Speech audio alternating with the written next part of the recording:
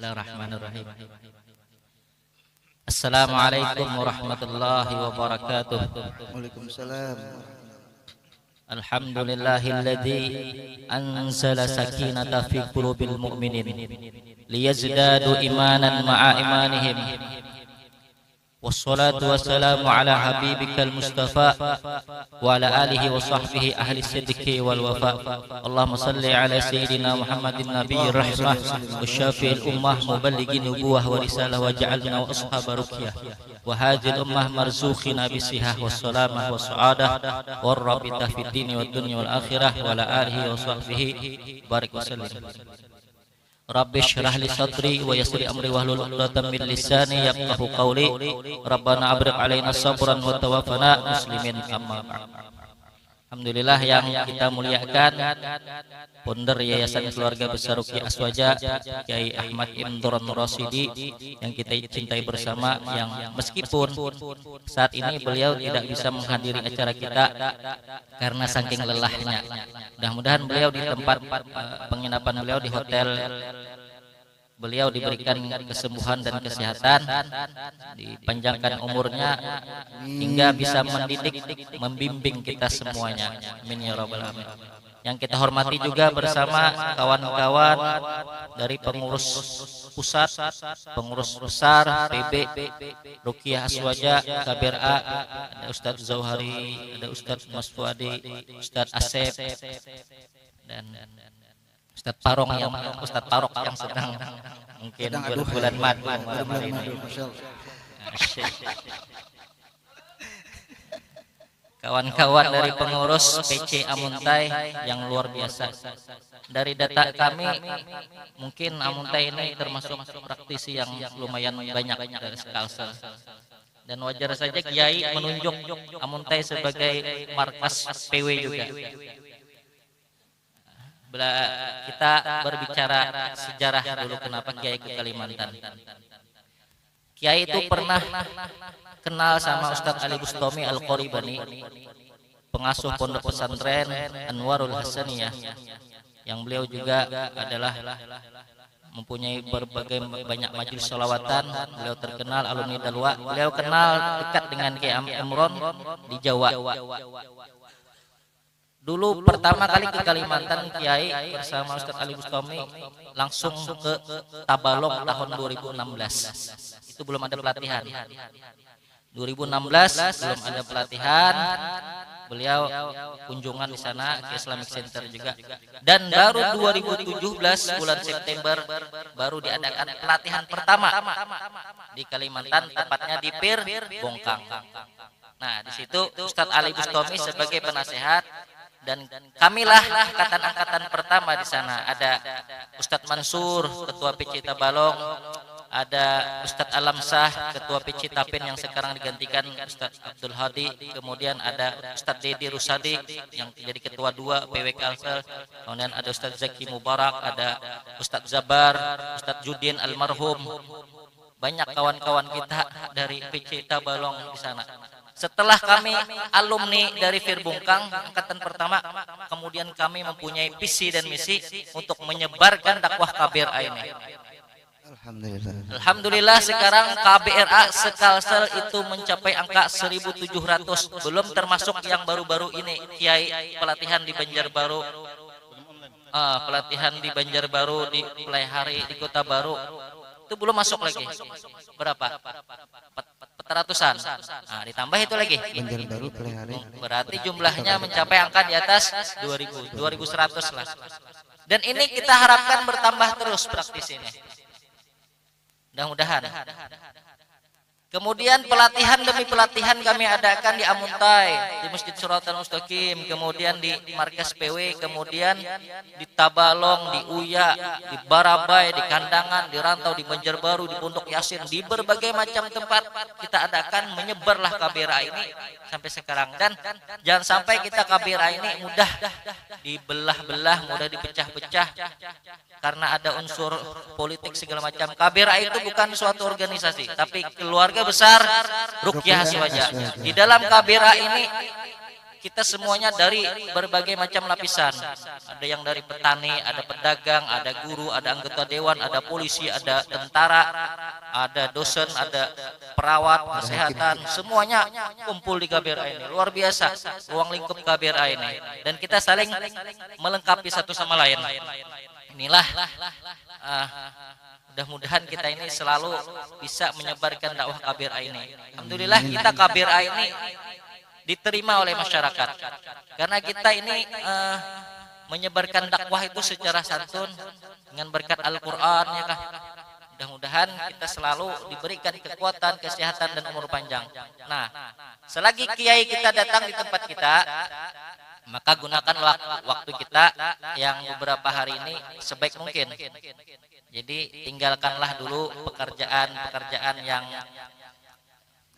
kalau tidak terlalu sibuk. Kalau sibuk dituntut segala macam, ya harus diusahakan bertemu guru kita. Seperti yang terjadi tadi di Hotel Balkis itu, kita bertemu dengan 3 praktisi dari Sangatta. Itu 23 jam perjalanan. Datang ke hotel cuman salaman, minta doa, nasihat sama kiai, pulang lagi. 23 jam perjalanan. Kita di Amuntai ini cuman beberapa menit doang ke markas, tidak bisa menyempatkan waktu, sungguh terlalu. Masya Allah. Jadi sambungkanlah hati kita dengan guru kita, guru besar kita. Semoga Robitah ini selalu tersambung dan kuat hubungannya. Dan bahkan Kiai pernah berkata kepada seorang praktisi kita dari Amuntai ketika bersalaman, saya melihat langsung pada bulan Februari 2019. Kiai pandang orang ini, ternyata Kiai bilang, ente sering baca Fatihah ke saya ya? Kata beliau, iya sering. Berarti Robitahnya nyambung. Kiai itu tahu orang-orang yang setiap hari, setiap saat kirim Fatihah kepada beliau. Ini Robitah yang nyata ini. Jadi kita sambungkan hati kita, doa-doa, bacaan kepada guru kita doakan beliau sampai. Dan beliau pun mendoakan kita setiap saat di dalam munajat beliau, di dalam doa-doa beliau kepada kita. Mudah-mudahan kita seberataan menjadi murid-murid yang berkah dunia akhirat. Amin ya rabbal alamin. Bercerita sedikit tentang adab kepada guru. Dulu diceritakan sama guru kami bahwasanya Syekh Ali Baras ini punya guru bernama Habib Umar bin Abdurrahman Al-Attas, pengarang Ratibul Attas. Beliau ini sedang memijit-mijit kaki gurunya Syekh Al-Habib Umar bin Abdurrahman Al-Attas. Dipijit-pijit, kemudian tidak beberapa lama datanglah Nabi Khidir menemui Habib Umar bin Abdurrahman Al-Attas. Berhamburanlah semua murid-murid Habib Abdurrahman Al-Attas untuk bersalaman kepada Nabi Khidir alaihissalam. Namun tidak kepada Syekh Ali Baras. Beliau dengan asiknya memijit-mijit kaki Al-Habib Umar bin Abdurrahman Al-Attas. Ditanya sama Habib Umar bin Abdurrahman Al-Attas, pengarang Ratibul Attas, "Wahai Ali Baras, kenapa engkau tidak bersalaman kepada Nabi Khidir? Kenapa engkau tidak menyambut Nabi Khidir?" Apa kata Syekh Ali Baras? "Wahai guru, Nabi Khidir saja mendatangi engkau. Kenapa aku perlu mendatangi Nabi Khidir? Aku perlu khidmat kepada engkau. Aku perlu berkhidmat kepada engkau dan aku tidak akan meninggalkan engkau." Disitulah Habib Umar bin Abdurrahman Al-Attas berdoa, "Ya Allah, berkahi ini orang." Dan beliau di situ berkata, tidak sah dan tidak sampai bacaan Fatihah seseorang kepadaku kecuali disebut namanya Syekh Ali Baras. Makanya orang baca-baca Ratib Al-Attas itu kalau tidak menyebut Syekh Ali Baras ditolak sama Habib Umar bin Abdurrahman Al-Attas. Nah, ini kesempatan emas kita. Kiainya sudah ada di tengah-tengah kota kita. Jadi jangan sampai kita tidak menimba ilmu beliau, tidak mengambil manfaat dari beliau, tidak salaman kepada beliau. Meskipun nantinya beliau menginginkan tidak banyak salaman, kita cukup bersalaman dengan hati. Yang pasti kita harus kumpul bersama mumpung guru kita masih ada. Inilah Rabitah yang diwariskan oleh guru-guru kita. Jadi mudah-mudahan dan kita ini pun meskipun jarang bertemu, kita selalu tersambung hati kita, doa, saling doa mendoakan. Dan mudah-mudahan praktisi yang masih jomblo, Allah cepatkan jodohnya. Yang belum punya anak, Allah cepatkan punya anak yang banyak. Yang belum punya istri, cepat dapat istri. Yang belum punya suami, cepat dapat suami. Yang belum punya memiliki rumah, insya Allah dengan berkah Rabitah Ruqyah Suwaja ini, dengan berkah Kabira ini, secepatnya mempunyai rumah. Amin. Yang belum mempunyai mobil, cepat-cepat punya mobil. Apalagi Ustaz? Yang belum punya bini lagi, Pak. Yang bininya satu, tetap satu. Guru kita kiai paling tidak senang kalau muridnya itu pengen nambah. Guru kita itu mengajarkan kepada kita, kalau ingin rezeki kita melimpah, hargai dan sayangi istri kita. Takbir. Allahu Akbar. Mungkin ini aja yang dapat disampaikan. Nantinya kalau saya ini nantinya jadi tausiah. Ini sambutan saja.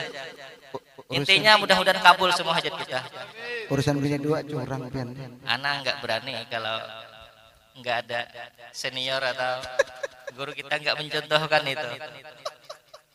Al Habib Taufik bin Abdul Qadir Assegaf, Ana 3 kali bertemu beliau. Jadi Ana pernah jual nama kiai. Makanya kiai singgung di Silatda. Saya ketemu Habib Taufik bin Abdul Qadir Assegaf, langsung ke Sunniyah Salafiyah. Saya temuin Habib Abdurrahman Assegaf, kakak beliau. Saya duduk di gajibu itu ditemani Habib Noval. Habib Noval Al-Idrus Madiun. Saya tunggu Habib Taufik, ternyata Habib Taufik keluar. Saya salaman sama beliau, saya cerita. Dari mana? Dari Kalimantan. Saya muridnya Kiai Imron. Oh, Ustadz Imron. Ya saya yang disebut Kiai itu. Iya. Kenapa?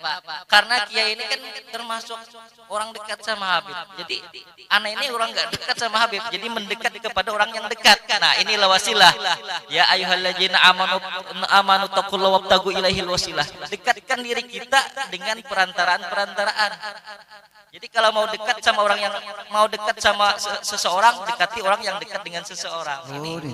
Ini namanya wasilah. Dengan dekat dengan seseorang, kita harus dekati dengan orang itu. Nah, bisa kan? Alhamdulillah, kita mudah-mudahan amanah yang diberikan Kiai ini sebagai pengurus PW. Ana sebenarnya nggak pantas.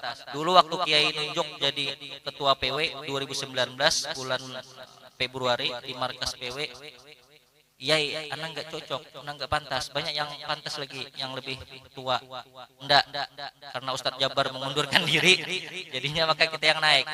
Dan baru dilantik kemarin di Pelihari. Ini masa jabatan nambah lagi 5 tahun.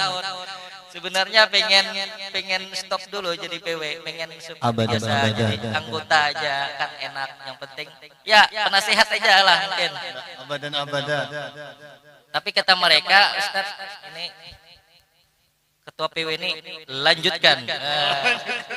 Bismillah, mudah-mudahan bisa mengemban amanah ini, mudah-mudahan bisa menyenangkan guru kita, tidak membuat repot beliau, tidak membuat beban beliau. Mudah-mudahan dengan adanya pengurus-pengurus PW, PC, PAC merasa terayomi dan merasa berbahagia kita seberataan, saling melengkapi. Jikalau kami ada kekurangan, maka dilengkapi. Nah, ini saling melengkapi kita.